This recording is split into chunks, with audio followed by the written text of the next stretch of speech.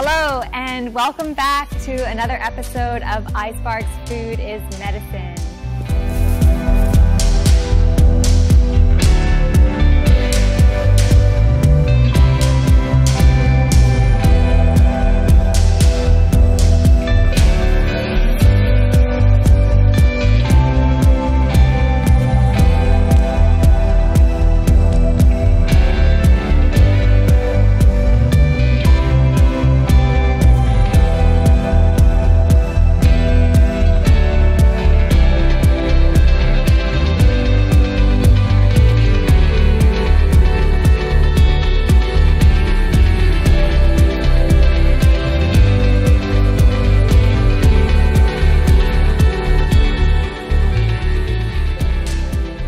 Welcome campers, I'm Rachel. I was trained as a registered dietitian and diabetes educator, and I'm also a food lover.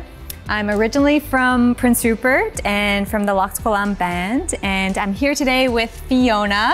Thank you so much for having me. I'm so excited to share love of food with you.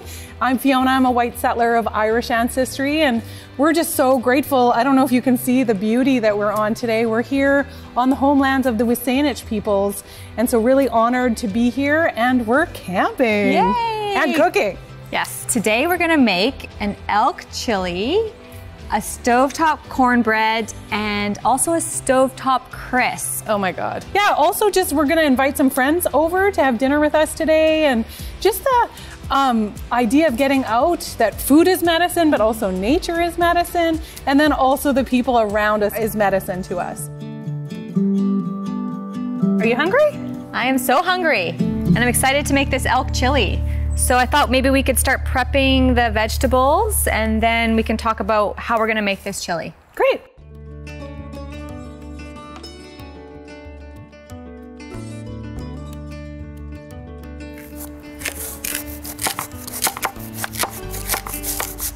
So tell me what you're doing there with the zucchini. I've never added zucchini to chili. Such a great way to get some more vegetables. You know, you can see the beautiful amount of vegetables, but you're getting some really good nutrition, but I'm grating it, and it'll just kind of absorb the flavors of the chili that add that really important vitamin and minerals. And then the key is a lot of the nutrition is in the skin of a zucchini. Amazing. So I'm just grating it up. Love it. Okay, so now we're gonna get started cooking the elk chili. So what we've done here is it's heated the oil, so it's at a medium-high heat. And Fiona has about, is that 2 pounds of elk? Yeah, so 1 kilo of ground elk. All right, so we're gonna put it in? Put it in, yeah. All right. Yahoo! Awesome. And then we're just gonna break it up into small pieces and wait for it to cook. And we'll know it's cooked when there's no more pink left. And we've chosen elk over ground beef. Why did we pick that? Or turkey? I know some people use turkey. Yeah, so elk, being a wild meat, is going to be higher in protein and iron, and lower in some of the things that we don't need as much of, like saturated fat. So it is a bit more nutritious than store-bought conventional meat. And also we have some guests coming who are hunters, so we thought this would be a nice meal to share. Yeah, I'm really looking forward to learning from them about hunting elk or deer, and just the importance of getting out on the land and connecting to the food, and that food is medicine, and that we're getting that food for our families. Okay, so we're gonna leave it and come back to this when it's all cooked. Awesome. Okay, so the meat is looking pretty cooked. What do you think? Yeah, it looks great. It'll cook a little more too once we add all the yumminess. Great. Looks great. So now what we can do is add the vegetables. So we got some onion and some celery. So we got 2 onions, about 2 sticks of celery. And then the thing I love about this chili recipe is that it uses whatever leftover vegetables you have in your fridge. So we've chosen peppers. So we have orange and yellow peppers, mushroom, and zucchini. So about 2 cups of leftover vegetables. Oh, and a little carrot, which Fiona thought was a bit weird. She doesn't put carrot in her chili, but I like carrot in my chili. Well, actually, you know what? The communities have taught me about carrot in chili, and they actually grate it. Okay. So yeah, it's weird to me, but I think it makes a lot of sense. So I'm glad we're trying it.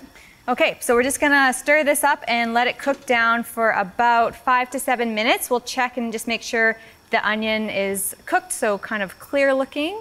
And then that's when we know we can add the rest of the ingredients. Perfect.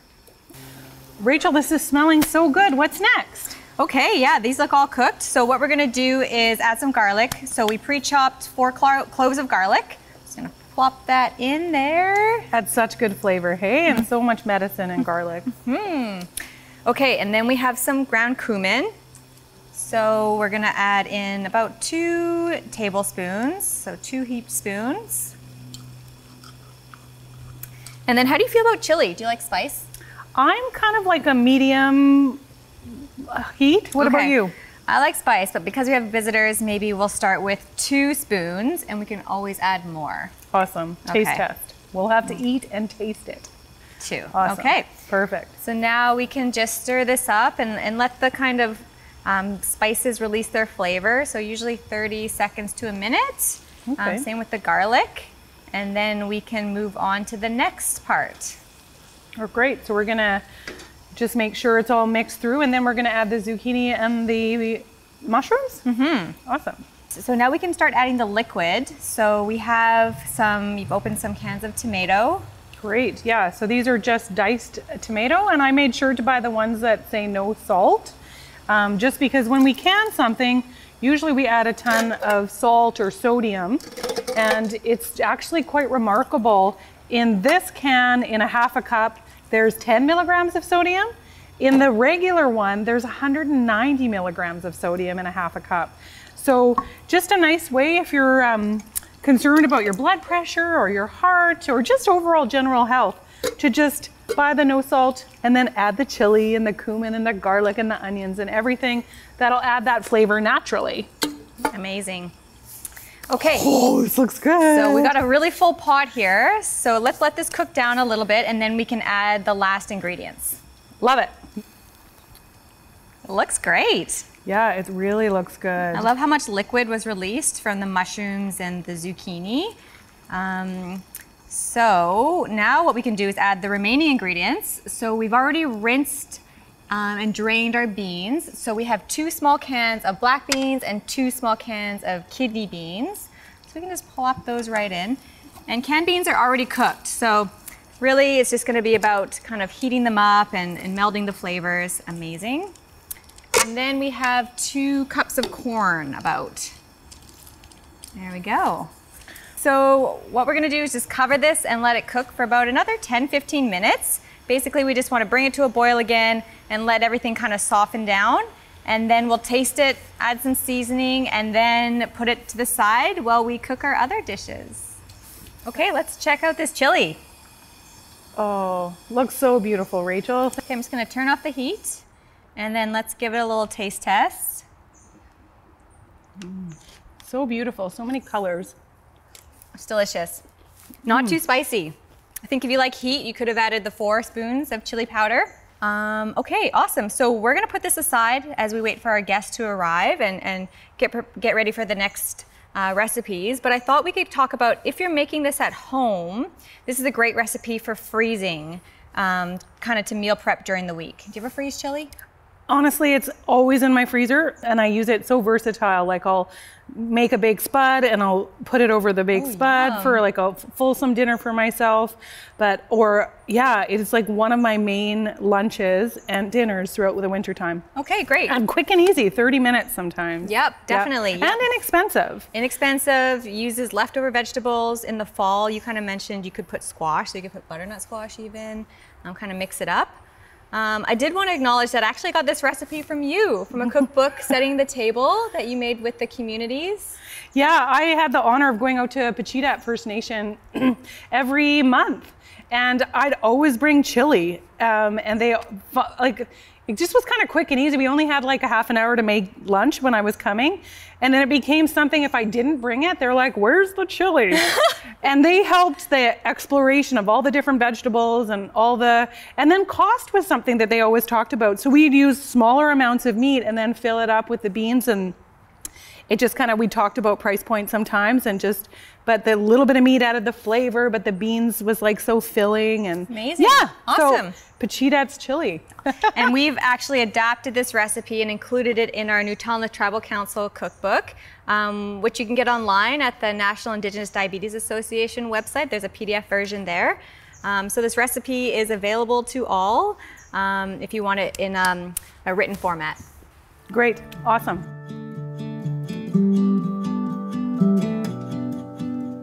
Okay, so let's start making some stovetop cornbread. I'm really excited about this recipe. It's super easy, great for camping. One thing that we're gonna start with is, I see that you brought almond milk, which I love to bring camping. Because I don't really like bringing kind of milk or buttermilk camping. It's just, you know, who knows what happens in the cooler. So we're gonna make buttermilk out of almond milk. Cool. Yeah, so we have half a cup of almond milk here, and then we're just gonna add 1 tablespoon of vinegar, just regular vinegar, any vinegar works. And then just let it sit for a few minutes, and we're gonna see it's gonna kind of start to curdle. This is my favorite life hack, because I make Irish soda bread all the time, but I never have buttermilk. And when I found that you just add a little bit, and you don't need to have this special milk in your fridge. Exactly. So this changed my life. Yeah, and it works with any milk alternative. It doesn't have to be almond milk. You can do regular milk as well. Okay, so while that's sitting, we have the cornmeal here. So this is kind of like a medium coarse cornmeal. Anything thicker would be more like a polenta. And so this is great for cornbread. So we're gonna add half a teaspoon of baking soda, perfect. And then half a teaspoon of salt. Perfect, and then I'll give it a little stir.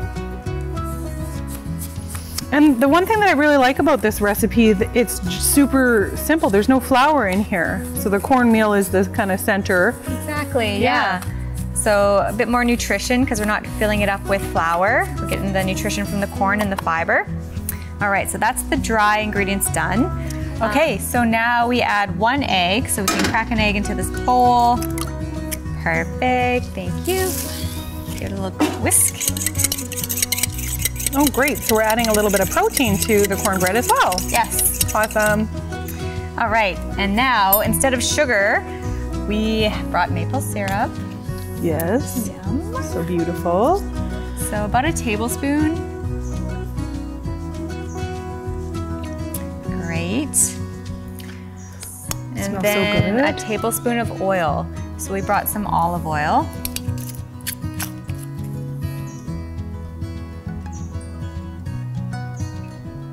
Excellent, thank you. I'll give you your spoon. Just gonna mix all that. And you can see here that the almond milk buttermilk has, I guess you could say, curdled. Yeah, it's kind of what it is. That's what it is. That's our buttermilk, so I'm just gonna add it into here. Give it a little stir. And then we can add our dry ingredients. Oh, perfect. I remember my food science class that the vinegar, like the curdling of the milk, helps activate the baking soda, so then you get the fluffiest bread possible. So it's kind of like this cool science experiment that's happening in baking. Thank you. Okay, so now we can heat up the cast iron. Okay. Perfect. Okay. And do you want a little bit of oil and butter, or what are we going to put in the pan? I think cornbread and butter is the ticket. And what? So about maybe 2 teaspoons of butter. And we're going to add a tiny bit of oil because I find sometimes butter burns. A little bit more? A little bit more, please. So say that again. Butter can burn. Butter can burn, so okay. Adding a little oil will help prevent that just a little bit. Perfect. Okay. And I know if we were around a campfire, we could even try cooking this around a campfire, but this will be much easier on the camp stove. Yes, this will do for today. And I forgot, we're gonna add some special ingredients to the cornbread. So what do you have there? Yeah, one of our friends, lovely friends, harvested some dandelion flowers in early March. And so they're so fluffy. And as we know, dandelion kind of grows everywhere. But their flower is that first yellow that we see in the spring, and it's just so lovely. So we're gonna add some dandelion spring medicine into the cornbread. Excited. How much should I put? That looks great. Okay, there we go. Amazing. Okay. And then while we're adding things to the cornbread, we have some corn left over from the chili. So we're gonna add some whole corn.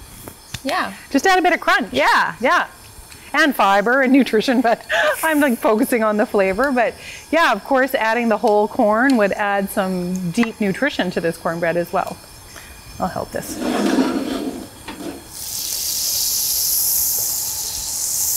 Amazing. I like how you're kind of getting it on the sides. That's going to help the cornbread not stick to the sides. What do you think, a medium heat? Yes, please. All right. Medium, even medium low. Okay, going low. Perfect. Okay, so that looks great. Oh, it looks really nice. Let's take a look. Ooh, that looks so good. We got the pan all hot, so let's just pour it in. Oh, and that nice sizzling sound. Yes. Then you know the pan is hot enough. Okay. Okay, and now we let it cook at a medium-low heat for about 6 to 8 minutes. And I'm gonna cover it, and then we can come back to it. Oh, I'm excited to peek. Yeah, okay, let's have a look. Oh my gosh, the corn looks so good, and the little dandelion flowers are so pretty. Okay, so that was cooking for about 8 minutes, and it looks like it's nice and crispy on the bottom. So why don't you do the honors and cut it? Okay. I always like the kind of cutting the triangle, and everyone has like a little slice. There it is. Amazing. Looks perfect. Here's our little bit of cornbread. So we can dip it in our chili. So I was thinking maybe because we have quite a few guests coming, we could make another batch of this cornbread. And we got some wild chives, which I'm really excited about. So maybe instead of the dandelion, we're gonna make a wild chive cornbread. Oh, that sounds so good. Love it. All right, let's whip it up. And through the magic of TV, here is the second one. It looks so great with the contrast of the color. I love it. You can smell the chives. And it looks nice and crispy on the bottom. So I think this one is a winner as well. I love it. And I also brought some rosemary and sage, and I was thinking you could also make a plain cornbread, but then you could saute a bit of that and throw it on top. So there's lots of variations that you can do. So beautiful. They look great. Can't wait for our guests to join us for dinner.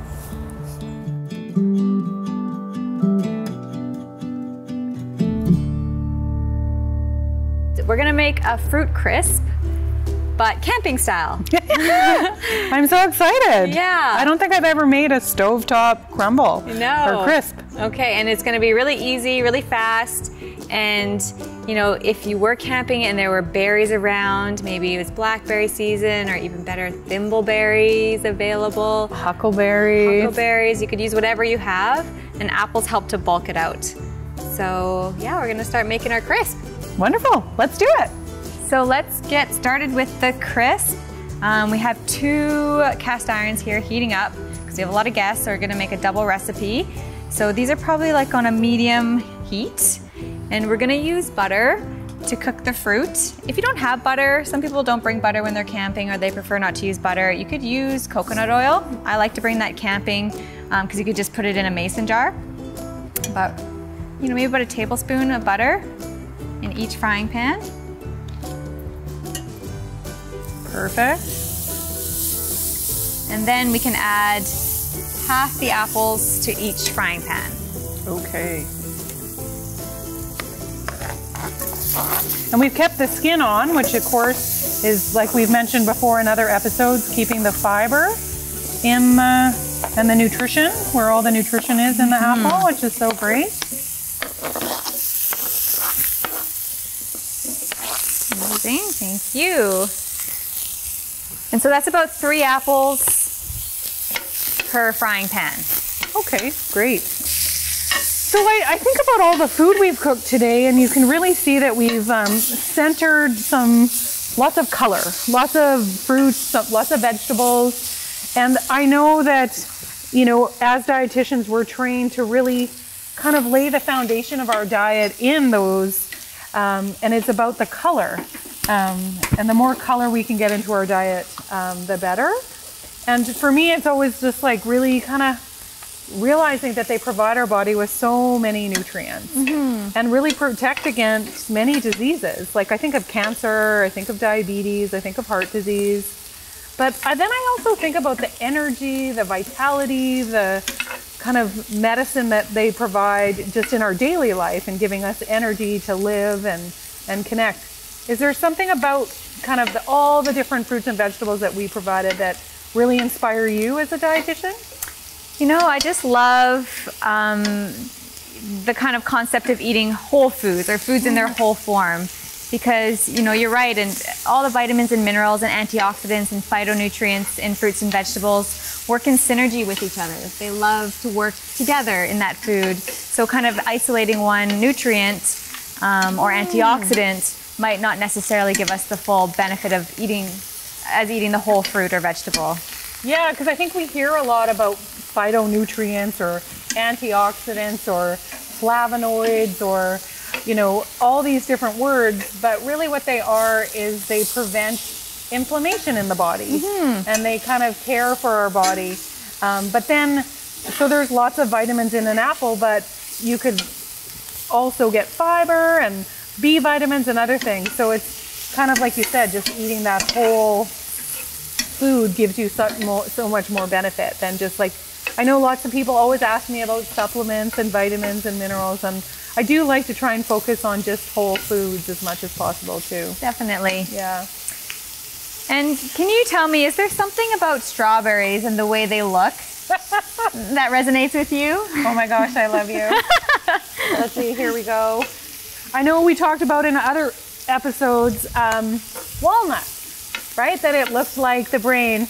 Well, here is the beautiful strawberry, and I just love to think that that is what our heart looks like. And so, again, I love vegetables and fruits that dye your hands, and that they just, you know, you're processing them or making them, and that color, that pigment that they're providing you does so much medicine for the body. But there are specific phytonutrients and antioxidant chemicals that are in a lot of our berries that really target and protect the heart, which is so lovely. Yeah, that's beautiful. Okay, so I think we can add the strawberries now. Okay. So whether it be strawberries or huckleberries or blackberries or blueberries. Gonna add a little water. Okay. This one. What about this one? Give me a little love. A little love. This looks so fun. Yeah. And I brought a little honey. I thought we could sweeten it with some honey, but you could use maple syrup or whatever you have. Well, that's a great idea. I just think I make crumbles all the time. They're kind of my go-to dessert, and I love using so many different fruits. It's kind of like maybe what's kind of going bad in the fridge, or leftover fruit salad that needs to be made into something. So it's really kind of fun to learn how to do this on the stove top, because sometimes you don't want to heat up the oven. It's hot, or this is a really great, something I've always wanted to do. So I'm just adding a little water to kind of help it kind of juice up a little. How's yours looking? So good. So good? You don't need any water? I might need another dollop. Another dollop. So probably added a total of 2 teaspoons. So 2 teaspoons of water with the 3 apples and about 2 cups of strawberries? Exactly, yeah. And then about a tablespoon of honey. Oh yeah, I forgot about that. And I think this one is done. And yeah, so when I have made this on the stovetop before, I've added a little bit of cornstarch to kind of help thicken it, but I don't feel like this needs it. Apples do have a natural pectin that do thicken, so potentially these apples were higher in pectin, but I'm just going to turn this one off. I think it's thick enough. Yeah, it looks great. So if you were to make crumble at home, what's your favorite berries, or what's your favorite combo? Good question. It's kind of a hard one. I love rhubarb. We've been talking a bit about rhubarb. Yeah, the rhubarb strawberry combination. Yeah, it's so wonderful. I love rhubarb as well. I also love blackberry. Blackberry is really good. Blackberry basil, someone told me. Basil adds this like fun layer to the blackberries. So I made that one day with a little bit of orange zest. That was really fun. Nice. Yeah. I think yours is almost done and this one's done. And we're gonna kind of let this sit until the guests arrive. And you might be thinking, well, what are you gonna put on top of the crumble? Because this isn't really a crumble. We're taking the easy camping route, and we have some healthy granola that we're just gonna serve on top of this. So it's kind of like the crumble topping, but already pre-cooked in a, oh my God, brilliant. Yes. I love it. Okay. Simple. So that's dessert. Ready. I'm so excited. Were we gonna add cinnamon or anything into it? Doesn't really need it. Should we? What? I don't know. Cinnamon always, you know, we talk about how good it is for the blood sugar and stuff. Let's add some cinnamon. I feel like apples, cinnamon. Yeah. Oh, it's going in. it's going in. So like a half a teaspoon of cinnamon won't hurt you. Even a teaspoon, hey? Maybe a teaspoon, yeah. Yeah. But yeah, just good old cinnamon. Even ginger might be nice if you have some ginger at home. But that's the fun thing. You can't. Has anyone ever screwed up a crumble? No. Come join us for dinner.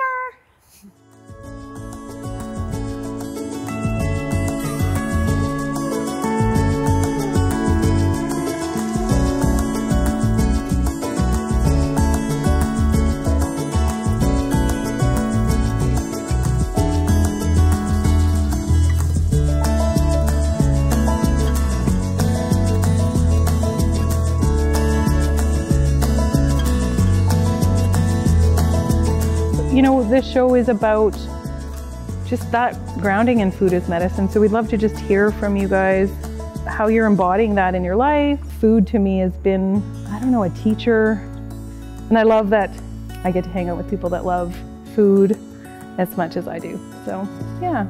I think through working with the communities, I've learned so much about not just thinking about food as nutrition, but just like bringing people together and the act of getting food and the harvesting and the hunting and that kind of whole bigger picture with food. And yeah, so food is definitely my medicine. I think for me, like, food is a love language. Like, everybody has like their love language, and I think it's like what my family has like shown me and my culture has taught me. Like, when we gather, we always gather around food. And that's just the norm. Like, you always serve your guests, and when we hold like ceremony, we always share a meal together. And my mom like was very like caring and loving that way, like wanting to like cook like good meals for us. And so I think that I'm that way, or like, you know, that's been shown to me. So like I express like love through food, and I love like feeding my family and my kids and my friends. And to me, it's like how I connect to the world, like not just like in sharing the food in the moment, but you know, harvesting when I can and connecting to my culture, like all of those things. And it's all kind of interconnected that way. And like with Bear. Just because I've grown up always wanting to hunt and watching my dad hunt and, you know, seeing him bring deer home and stuff and really wanting to do it, but it was like a really slow process, it felt like, for me to be able to get to a point where I could be out, you know, with him hunting and everything. And then just this fall, I was able to go back and like butcher a deer on my own, use all the meat and everything. Bianca and I did it together. And it was just, once I started working and everything, I had money, so I would, you know, bring it to a butcher and get all this stuff done with it. And then the last time, I felt like I didn't get all of my meat back. And so I was like, it wasn't a huge deer, but also the amount that I got back didn't really reflect the size. So it didn't make sense. So I did it myself this year with Bianca, and I did it. And, you know, the kids were there kind of seeing it happen. And I was kind of thinking about that today, just, you know, how nice it was. And how nice it was for Bianca's kids to see that, because also her son Oso got to see me harvest the deer. You know, he got to see it kind of all the way through. And then we ate some of it that same night too, so. And many nights after that until it was all gone. Basic necessity of life, to eat and to be together and to nourish your body. It's Sometimes it feels like a privilege even to have that opportunity to come together and eat. But it's important, and I think it's, you know, it's interesting over the past year and a bit where we haven't had that opportunity, how much you miss it and how much you might not be able to vocalize it, but you definitely can feel it. And reflecting back now, and now that I internalize that and I start to process that, it's like, geez, why am I feeling so unhealthy the past little bit here? Missed people, missed coming together and eating. And we talk about breaking the cycle and, you know, the generational trauma that we have in our families, and it's, you know, having those opportunities, or providing those opportunities for your children, I think is important to start to switch that narrative and that sort of, yeah, that way of thinking. To me, food as medicine is also about connecting, and it was a teaching that you shared with me about when we are talking to people about something or teaching them something, we give food so that that connection is there between the food and the knowledge, and also the medicine that's going into the food while you're cooking it with your emotions, and the ability to share your love through food, I think is beautiful. And then also just with my daughters, they're new channel, and I don't have the ability to teach them much about their culture, but when we have access to seafood, they love it. When they were babies, I wouldn't give them food. I wouldn't give them anything until I gave them salmon. And I think that like, because we don't have it very often, but when we do, they're so excited. And like recently they got to see some family from Up Island, and they had quackmiss and crab and salmon, and I was like, oh, how was your dinner with your family? And yeah, it was cool, but we had quackmiss and fish, and so just that's where so much love is. And I think we all have so many memories, and at the center of that is eating and connecting with people while we're eating. And oh, well, thank you guys. It's just lovely to hear everyone's experience about it. And I just think about too, growing up, you know, as a white settler, just how disconnected I was from food. And it was the people of these lands that kind of helped heal that disconnection, because nutrition degree didn't help at all. And it was like getting out on the land and just learning about the land that also really helped that. And so forever grateful for that healing journey. And like sometimes when I'm in the garden now, I think I can hear my grandma, and she was a really big gardener. And of course I didn't get to know her because she was in Ireland, but I feel connected to her. It's so funny. Like when I look at my fingers and they're dirty, I'm like, hi, Grammy, you know? And so it's just those powerful moments. We have a word in our language, which is like our homeland. So spending time in my homelands, and the beauty of it, and to know that like my people have tended these places and have taken care of these places like for thousands of years. And it's a moment of grounding, and it's comforting. And I was recently at a place called Tbsp, which is my dad's ancestral name, and it's the name of one of the islands here. And there's no other place where I feel at home other than the land and water here, which is Kanoch. And those moments have been so special, and you can almost not even like describe them properly. Like they're moments of transcendence, connection, moments of belonging. I might not be able to connect to like culture and family all the time, but it's something I can do in my own time, and that's like sacred for me. So in SMONETTEN territory, we have Gabriola Island, which is right there off the shore of our nation, and is within our traditional territory.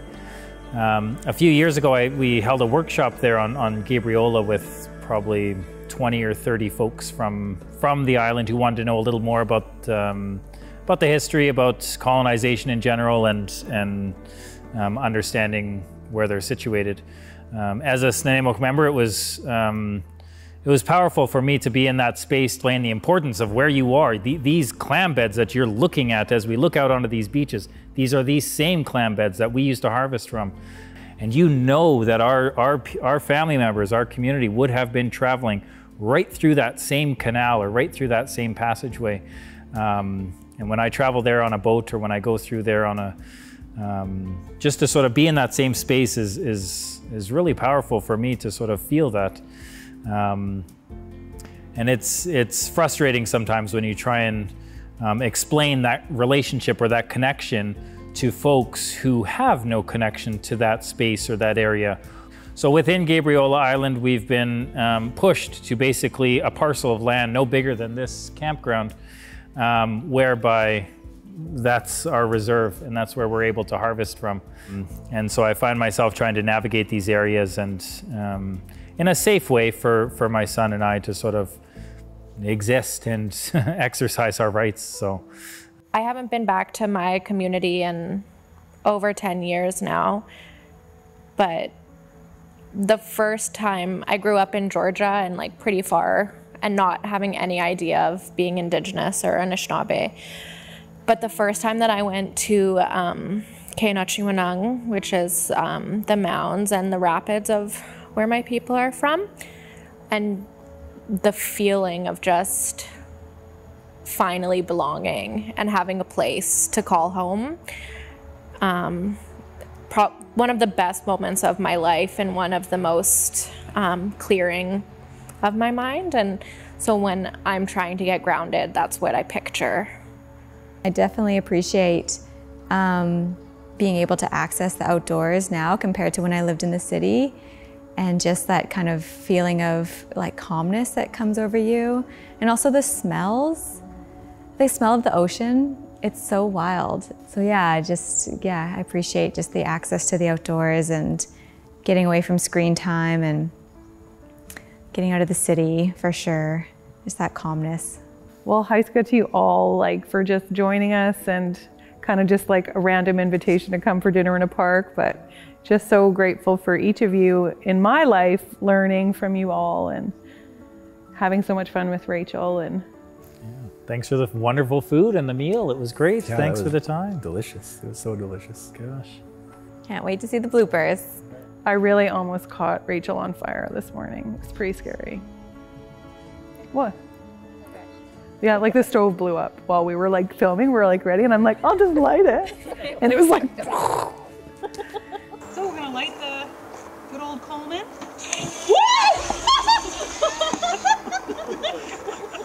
It was awkward. I think we can end it, lads.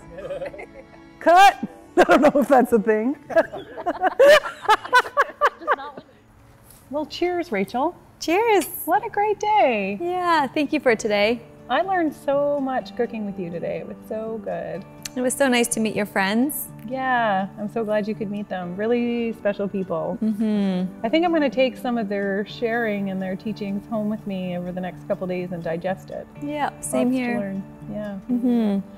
And I really just feel like perfectly full and nourished from that chili. It was so great. And I think, I don't know, I might never make oven crumble again. That was so good. Yeah, I think the crumble was a hit. Great work though, developing that recipe. I really loved it. Thank you.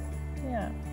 So it feels like a day kind of full of medicine, like food is medicine, but then we have these amazing friends come and hang out with us and connect and share. So that felt full of medicine. And then we were sitting under fir and alder and cedar trees. And so just this place has been really healing and full of medicine. So thanks to iSpark, and our episode here is closing down.